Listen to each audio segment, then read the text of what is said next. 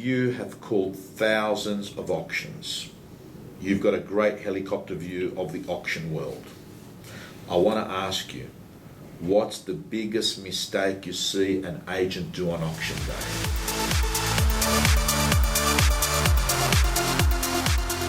Hi everyone, it's Panos here from News Limited. I'm really excited. Jason, Andrew, I love this guy because he's an auctioneer, because he believes in attraction brand strategies, and he's out there doing it every weekend and weeknights. Jason, welcome. Thanks for having me, Tom. Mate, it's a pleasure. It's a pleasure. For the people watching this video, can I have the short 60-second version of who Jason Andrew is and your company? 60 seconds is hard for those of us who talk for a living, but anyway, I'll see what I can do. But our business runs about 2,500 auctions each year, which is equivalent to 18% of the auctions within inside our core trade area. Recently, our business has expanded to call auctions nationally. We now call auctions in Western Australia. We call auctions in Victoria as well, which we're very excited about. And we see what works and what doesn't work, and I think that's the exciting part of our business. As you know, it's not just about telling people what the great people do, but it's also learning from what the others, the poor people, don't do as well. Okay, Jason, so in terms of numbers, how many auctioneers all up is there? I have 5 auctioneers at the moment, yeah. A couple in a holding pattern at the moment, yeah. So sort of that belief, slow to hire, sort of quick to fire, so we have a few people in the holding pattern. I love that line, slow to hire, quick to fire. Love it. And hire for attitude, train for skill. Like that one too. Jason, you do heaps yourself. How many do you do? I've called as many as 1,200 in a year. I've now taken a little bit of a backward step. I'm now, I'll call 600 auctions this year. Right. Okay. I want to ask you, as an auctioneer, you rock up there. It's good times, by the at the moment. But you rock up there. You talk to the agent. What's just before you're meeting the agent, or about to start an auction, what are the things that you're looking to have the agent tell you about the property, the reserve? Obviously you want to know the reserve, but what are the things? What does Jason Andrew want from an agent? I think there are 3 really important things that I need to know. Legally, I need to have a reserve to conduct the auction, but I think the reserve is quite possibly the most overestimated thing. I don't necessarily think that that's as important as what people put the attention on it for. People will gauge their strategy based around the reserve, and I think that is without question one of the worst things that you can do. So there are a couple of follow-up things that I want. First and foremost, have you had any offers? Where have those offers been? And then, are those people here? So based on the feedback that we've received prior to, I will then put into place some further numbers. Those numbers are what I call my KO number and my R2 number, which are my kickoff level and my run to level.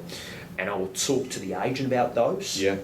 And I'll also talk to the vendor about that. So I'll say, worst case scenario, if we don't receive an opening offer, we will start it here. Yeah. If we have to, we will place a vendor bid to here. Yeah. And anywhere beyond that, it's decision time.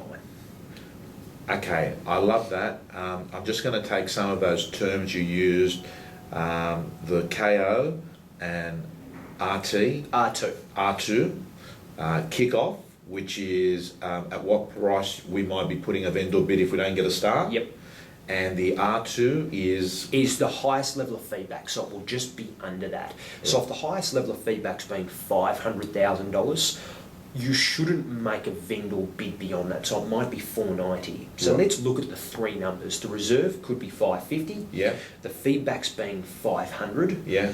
The kickoff number, based on the level of registrations, is about $450. Okay, right. So as a rough rule, it's 10% below the feedback to try to actively engage people. Okay. So what I will do is I will place, if I absolutely must, a vendor bid just below the feedback level, and I will have a very good conversation with the owners and with the agents saying anywhere beyond the $490, it's live, it's from the market, and wherever it stops, it's decision time for you. And that's that beautiful conversation that needs to be had, because that level between feedback and the reserve, I mean, in certain markets at the moment we're exceeding reserves, But where we fall into that level of uncertainty, the vendor needs to know, hey, this is an unconditional contract. Yeah. It's $25,000, $30,000 above the feedback. Yeah. I need to seriously be addressing this. Okay, so I just want to be clear to the viewers, because of the different states around the country and different legislation, some areas you can actually exercise more than one vendor. More than one vendor bid. So in New South Wales, you can place one vendor bid. Yeah. Melbourne or Victoria, Queensland, you can place multiple. As a matter of fact, as many as you want, so long as it's not above the reserve. South Australia is 3, Western Australia is 10. Right, okay, very, very useful information.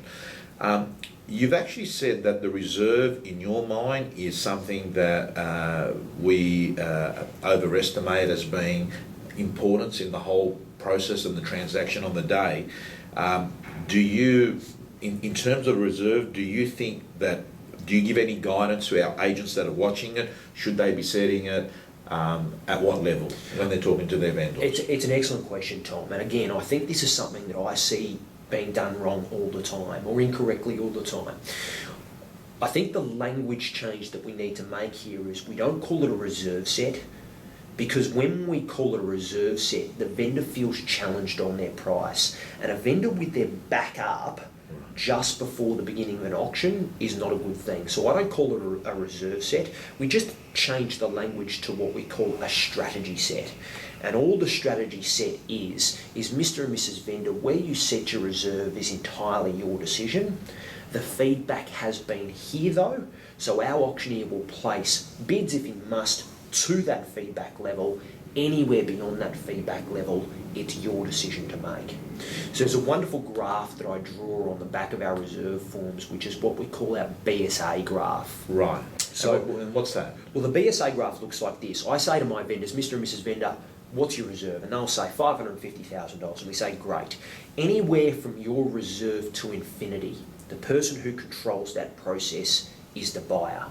It's in complete contradiction to the feedback, but they just go nuts. Yeah. We'll call Michael Caton around, hot auctions, we'll have a lot of fun. Yeah. Okay?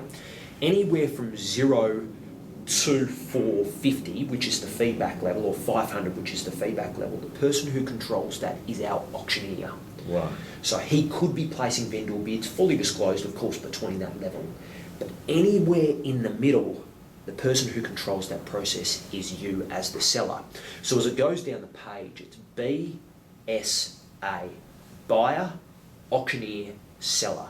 So what we do in the reserve set meeting, Tom, is we call it a strategy set, and we explain to them very clearly who is the person who controls the power at what time through the auction. And generally, as a rule, when we land in that level of uncertainty in between, the seller knows we're coming to them and they have a quick decision to make. And when we have it that way, rather than the seller moving off their reserve, they're actually moving up off the feedback, because the meeting has been concentrated on the feedback rather than being concentrated on their reserve, which generally yields a positive result instead of a negative result of the reserve. Does that make sense? Absolutely, and I can't help it, as someone that is involved in doing auctions on Saturday, the way that you have articulated the fact that each stakeholder has a role at various degrees of the price. The BSA, love it. I just want to go over it again because I think it's gold.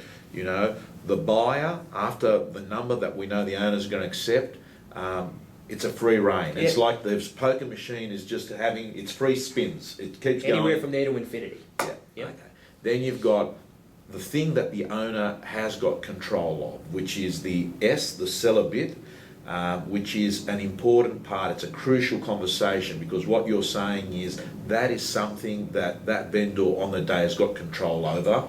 And then the A is the auctioneer, and that is from 0 to the highest level of feedback. So Right. these are the levels that the people have control. But Mr. and Mrs. Seller, if we land here on auction day, you have to know that I'll be coming to you for a decision. So what we do is we have a reserve form, and you would have seen this reserve form on copious amounts of occasions, Tom, but the reserve form has 2 lines on it. Right. It has a reserve, Yeah. and then underneath that is what is known as the second reserve, or it's Right. known as the refer to number. Yeah. But unfortunately, the way that we use that document is as a second reserve off the reserve price. Looks like this.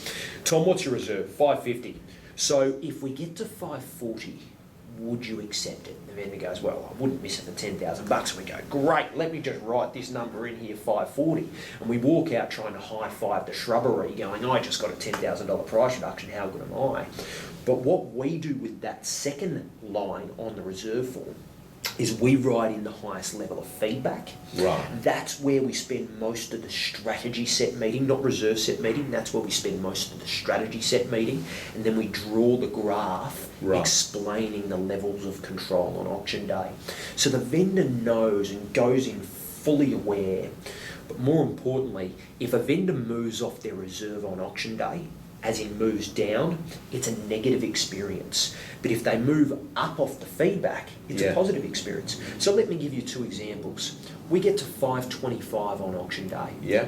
550 is the reserve. Yeah. That's $25,000 short. Yeah. So from a human psychology perspective, a seller is moving down to accept the 525. Yeah. But with the way that I train agents around reserve sets, the concentration has been on 500, Yeah. which has been the feedback.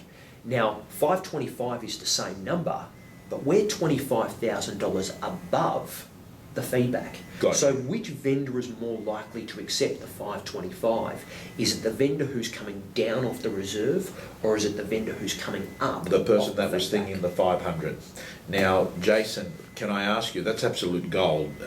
Can I ask you that reserve set meeting or strategy set meeting, when is it held? Now, again, excellent question. I think it needs to be held as soon as what we possibly can. So I'm sort of okay with anywhere 7 days in advance. Right. What I find, and I'm sure you're the same, is we'll turn up on auction day and the agent will be doing the reserve. Yeah. I remember an auction once where the agent said, Tom, this is going to be excellent. I can't wait for this auction. It's going to be unbelievable.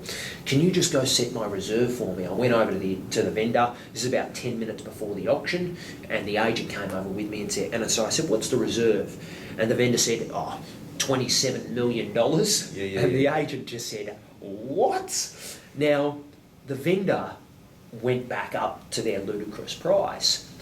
But the real training out of this was, we only had 10 minutes to remedy that situation. Yeah. Whereas if we had have had that reserve set meeting on the Monday, on the Tuesday, or on the Wednesday, we have 4 or 5 days to remedy that situation, if that makes sense. Got it. So I'm an earlier the better. Yeah. No harm in doing that.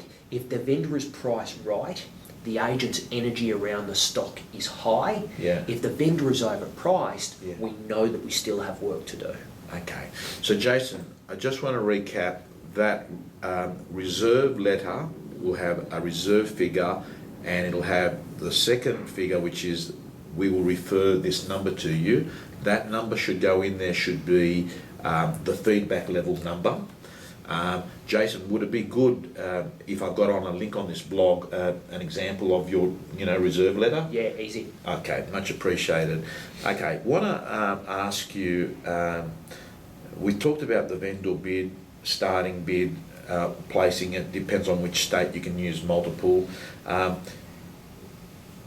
famous question, Mr. Auctioneer, is it on the market? Yeah. Okay.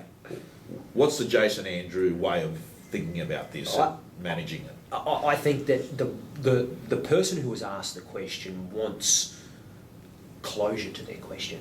Right. So the best way that I can answer that question is a very simple yes or no. Right. And in 99% of the occasions, it will be no. Because in all of the legislation that I am aware of in the country, and I hold licences in multiple states, the property is subject to a reserve price. Right. And the seller's final approval. So be we above reserve or be we below reserve, the seller still has the right, in accordance with that legislation, To say I'm not selling. to say I'm not selling. Yeah. So even if we're above reserve and someone asks if we're on the market, the answer is still no, because I haven't clarified what my owner's answer to that is. So if we are miles beyond reserve and we're still cooking with gas and someone asks, are we on the market, I might put it on the market there because momentum is the key to achieve a premium price. Right.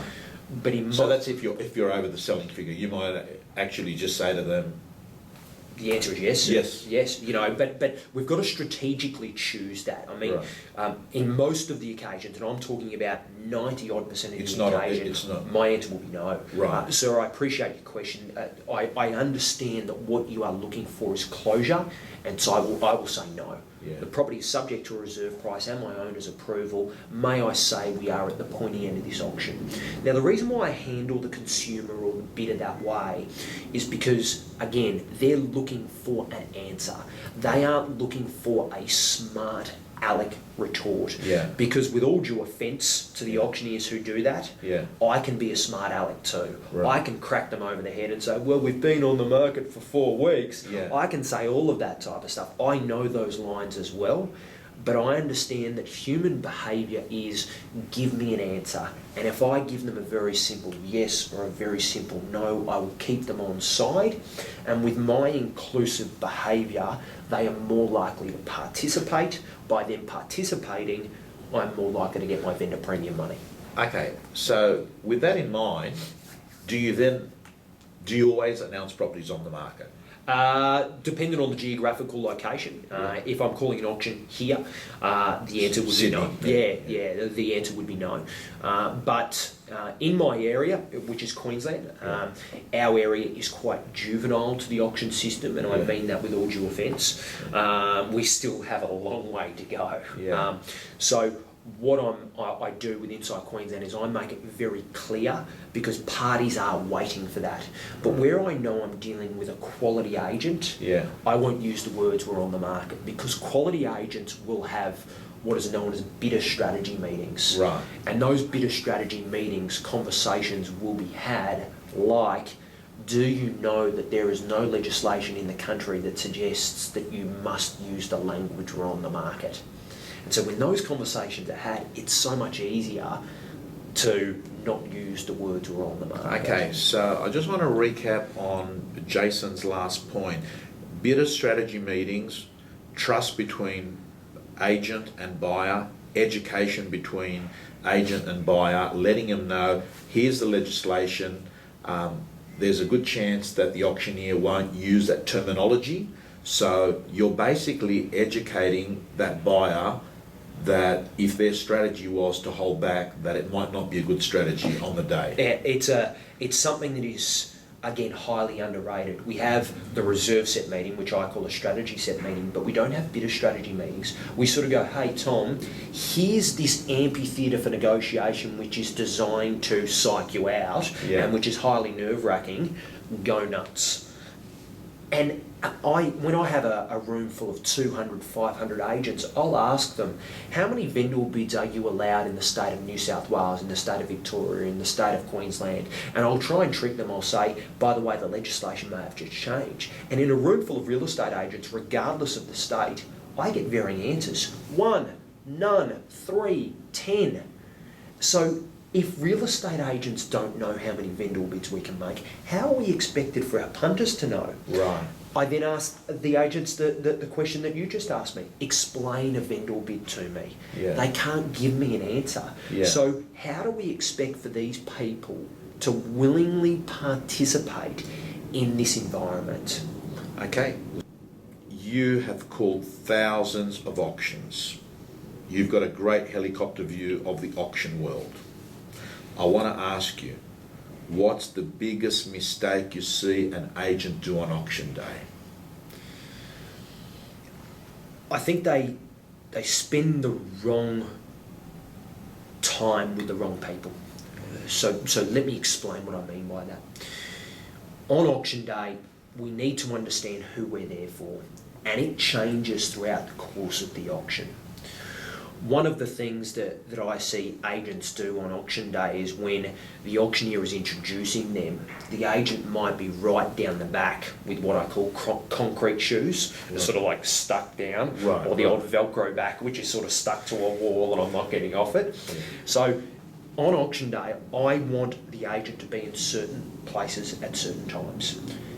As I'm introducing you, or as you're introducing them, I want the agent up the front, understanding that auction day is what I call ULP, and the ULP is the ultimate listing presentation.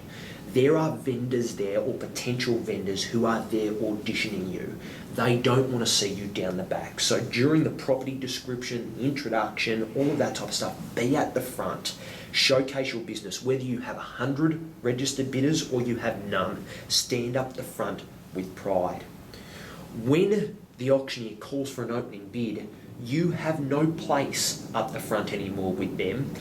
Go out to your people and talk to them. Talk to the who I call the protagonists. Right. What's that mean? The people who are the main players. Right. Okay. So a protagonist is the main player in a musical or in a theatre production. So head to the main players. Right. All right.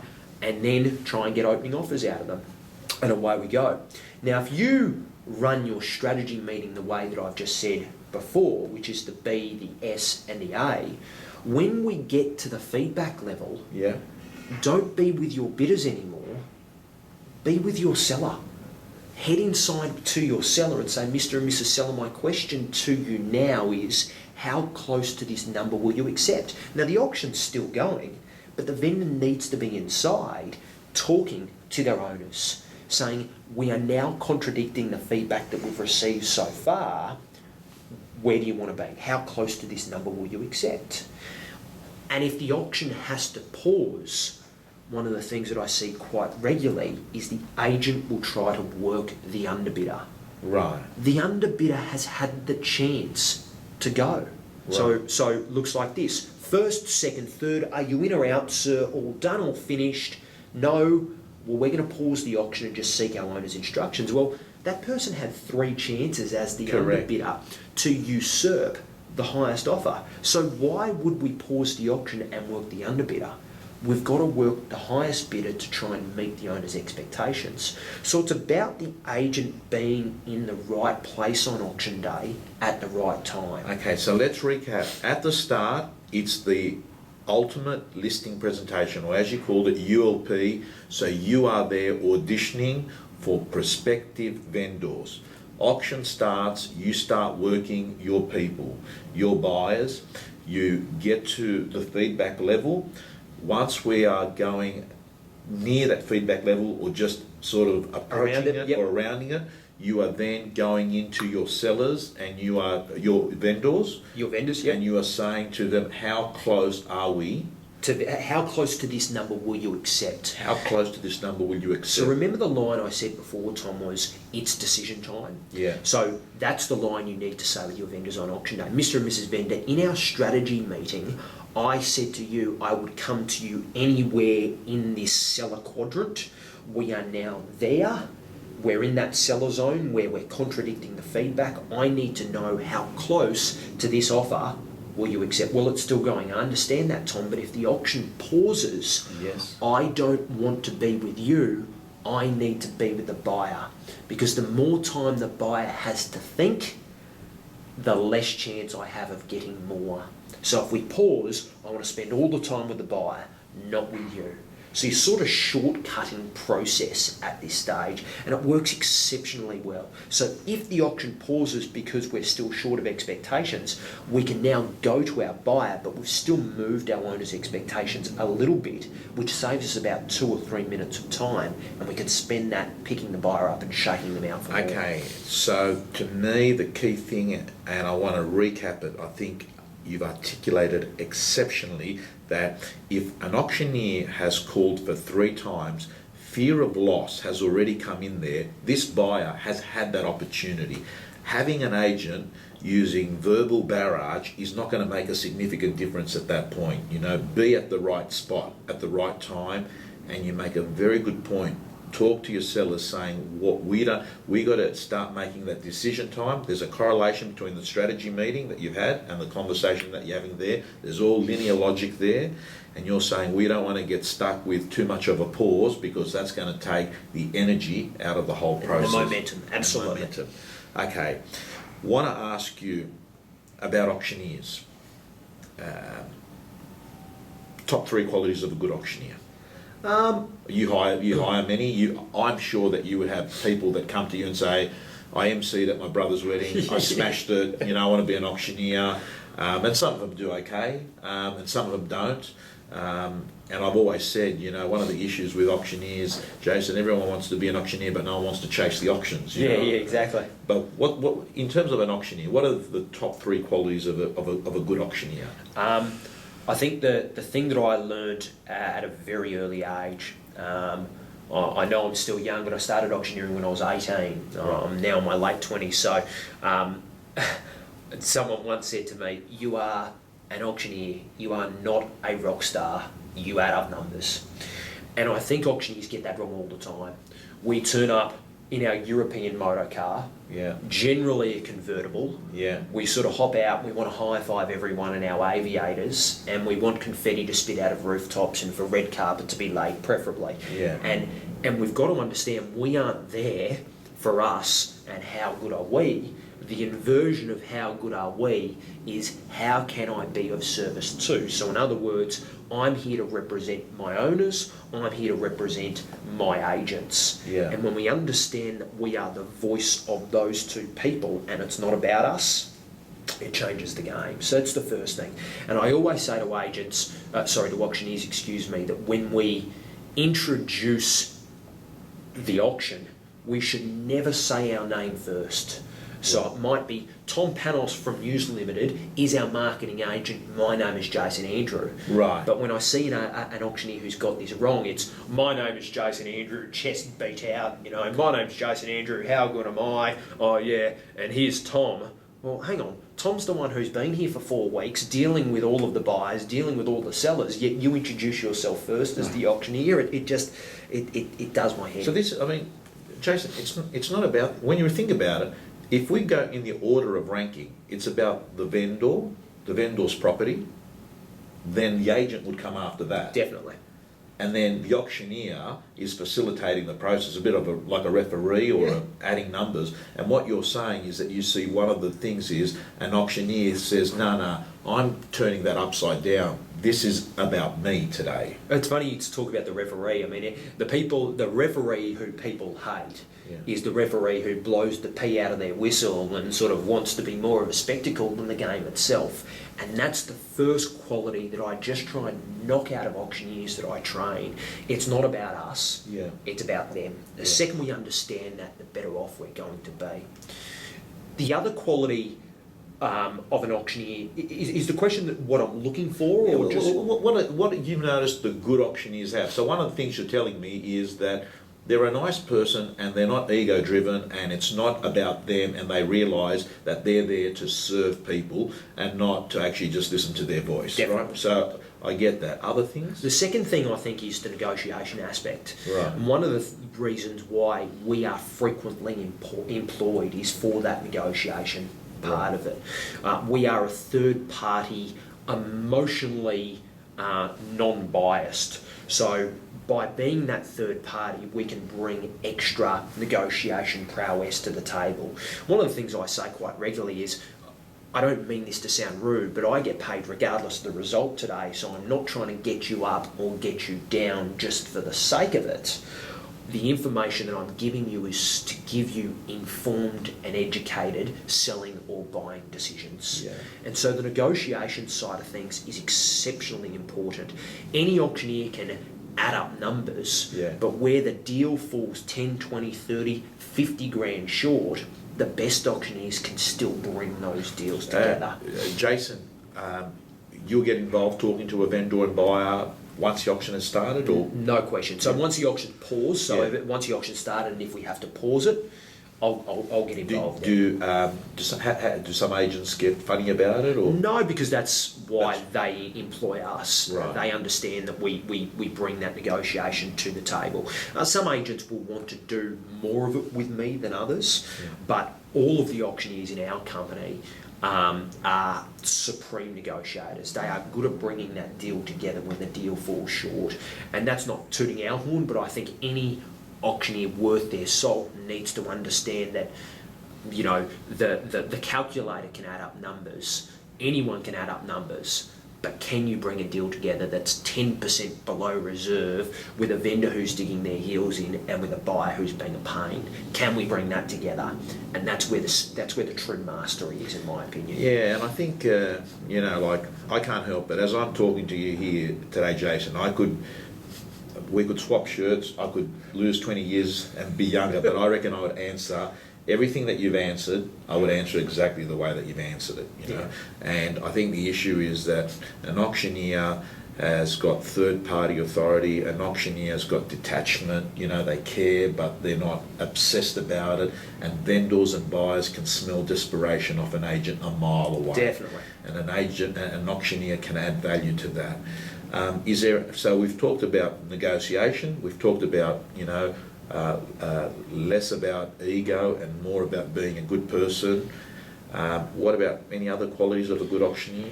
I think the only other thing that an auctioneer can bring, or the third trait that I'm looking for as an auctioneer is I think we are a conversationalist. And I think gone are the days of the dictatorial style, which is it is rigid rule enforcing my way or the highway. Yeah. I'll give you $100,000 as an opening offer, Mr. Auctioneer. Well, that'll buy the letterbox, champ. Well, people are schooled up these days that if you are dismissive towards them, you can get the mob mentality coming at you, you get the crowd offside. How is getting the crowd offside a good thing for our vendor? So corny, smart lines that show that you're fast-witted might make you feel good, but it actually annoys everyone. Absolutely. So we are conversationalists and we are there to help people participate. Yeah. We aren't there to be dismissive or to be dictatorial, or one of my favourite ways of explaining certain auctioneers is rigid rule enforcing. Term number 1, how difficult is this contract? And you must listen to me. Those days are gone. We are simply there as a facilitator and as a conversationalist, and we are here to help you purchase. Jason, do you change your approach in different markets? Yeah, there are certain markets. Let's look at the commercial sphere versus the residential sphere. The language, including body language, will definitely change. Yeah. It will go from being, all lifestyle, a little bit more lovey-dovey, if you explain it that way, to being a little bit more dictatorial as such. Yeah. But it still can't be, this is my way or it's the highway. And it's the same in geographical locations where I call auctions. There are certain people who will be a little bit more hard-nosed. Yeah. But if we are aggressive back towards those people, aggression towards aggression is no good on anyone. Yeah. All right. So I can't remember the last time that someone smashed me over with aggression, because people don't react that way to the style of auctioneer that we train. Right. Because it's a very palatable style. Right. That actively encourages people to participate. Okay, that's absolutely so important. Again, there's so many things here that prospective auctioneers or agents are listening to, and one of the things is that you will attract the hardness and negativity by a person by the way that you are. Definitely. And I think it's probably the law of attraction or whatever it is. But I want to ask you, right now there's like thousands of people watching, and out of those thousands, I reckon that there's people saying, I want to be an auctioneer. What advice do you give to someone watching this that wants to be an auctioneer? Is there any tips? Well, what you said to me before is the most important thing. It's the same with auctioneering as what it is with real estate. I can have the most amazing scripts and amazing dialogue as a real estate agent. I can be the best auctioneer in the world with the best zapping lines, and I can be clever and crafty and all of those sorts of things. But if I am not a good prospector, Yeah. The gig's over before we start. Yeah. And so the model that I follow and that our crew follow and that any real estate agent or any potential auctioneer needs to understand is it's not just about calling the auction. Yeah. It's about obtaining the auctions. Yeah. You can't get to 1,000 auctions a year or to 2,500 auctions a year or to 6,000 auctions in your career without prospecting and working exceptionally hard. I deal with auctioneers all the time and go, I'll just cop your overflow and I'll hop up on the weekend. No, you won't. Yeah. No, you won't. Yeah. Because this is about sitting down, building trust with real estate agents. This is about doing all of these sorts of things. You have to be a brilliant prospector first. So you said it before, hire for attitude, train for skill. Yeah. I don't hire people who are skillful. I hire people who I know will be good prospectors. Yeah. Because the skill follows. The skill is so easy. So potential auctioneers must understand that we aren't just the voice, we aren't just glorified calculators. We need to work hard to obtain the trust, which is the commodity that auctioneers sell. The agent has to trust you. Because let me say this to you, and this is from experience, the second that an agent thinks that someone else, as in another auctioneer, can make them more money, they'll use them. Okay. So that's, I want to recap, and I've used this line before, every job's got two jobs. The job itself and finding people to do the job for, right? And auctioneering, doctors, real estate agents, no different. Doctor, you treat someone, you actually got to have patience. Auctioneers, you got to, yes, you call auctions, but you need to actually have agents that give you listings. So what you're saying is be prepared to actually do good sales work, build trust with people, have a good stay in touch strategy, get on the shopping list. When the temperature's right, they may contact you because they have a unfavourable experience with their current auctioneer, but you're saying that to be a good auctioneer, you've actually got to be a good sales professional as well. That's exactly right. If you're not a good prospector, you're not going to be a good auctioneer, because you could be the best auctioneer in the country, but you call no auctions. No one knows about you. No one knows about you. As we finish up this interview, I mean, I could have gone for an hour here because I've got to, this is a bit of a training course as well. I'm getting info here. This is very, very useful. Data collection. That's one of the things that a lot of people don't know, and I didn't know till we had breakfast in Brisbane that morning when you told me that you collect pieces of data, and that data is useful information that you make available to people on a weekly newsletter. Can I ask you, what are the three most interesting points of data you've collected that you can share with the audience? I think the first interesting bit of data that I see is that a vendor's, we track 4 pieces of information across this area that I'm about to talk about. There's what we call vendors' initial expectations, yeah, and then there's what we call vendors' current expectations. Yeah. Off the back of that, we also look at the agent's initial expectations and the agent's current expectations. If we throw the agent's current expectations out the door, the first 3 are really interesting because the vendor will always start sky high. Yeah. Always. And I say to agents all the time, don't have listing arrogance, just understand that a vendor wants too much. That's their job. But generally, as a rule, what the vendor will do is they will move their expectations down to the agent's initial expectations. Right. So what we've got to be very good at is handling that initial meeting and consultation in terms of price. Yeah. Because what we see a lot of is vendors move down to the number that the agent pitched at, and they move no further. Right. The second bit of interesting information that I see is when a vendor does start to move, there is a direct correlation between the amount of registrations that we see at that auction. Right. So all that suggests to me is that energy, an agent's energy, lives in price reductions. And the closer that we move our vendor to market, the more likely we are to be excited on that piece of stock. And it's what I call the ICSI level, which is an acronym ICSI. It stands for I can sell it. And when an agent believes they can sell it, they're not dismissive of anyone. Oh, will such and such buy it? Yeah, absolutely. Come along. Oh, will 500 grand buy it? Well, let me tell you, I've just seen my owner's expectations. They need it sold. You see, you attract Right. what you put out. People will come to you. So as vendors start to move, that's the other really important bit of data that we're collecting. And the only other thing is the direct correlation between offers prior to Yeah. and the clearance rates that we see. So what do you see there? So when we have 0 offers prior to, we have a 20% clearance rate. When we have 1 offer prior to, it jumps to 56%. When we have 2 offers prior to, it goes to 60%.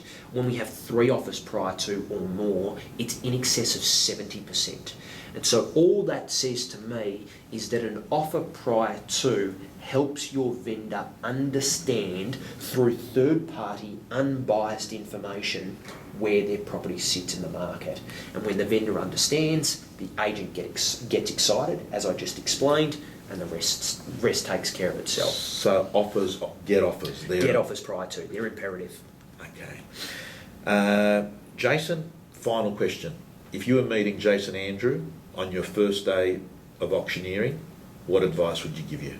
I'd say ditch the ego, son. Yeah. As I've said to you, stop making it about yourself, make it more about your customer, and that information is power. I would love to roll out the model that we now have back when I did, because or back when I started, because we'd have 6,000 auctions that we could put our data model over, and there would be some wonderful tales to tell.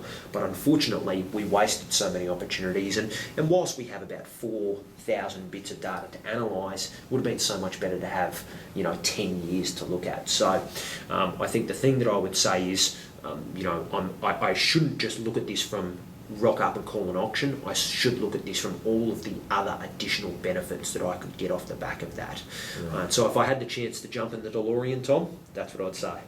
Jason, it's been excellent having you here. We're going to talk to you again in the near future, and maybe before you run your annual Auctioneers training program that you run, which is an excellent learning experience to shortcut the do's and the don'ts of auctioneering. Jason Andrew, thank you so much. Thanks, Tom. Appreciate it.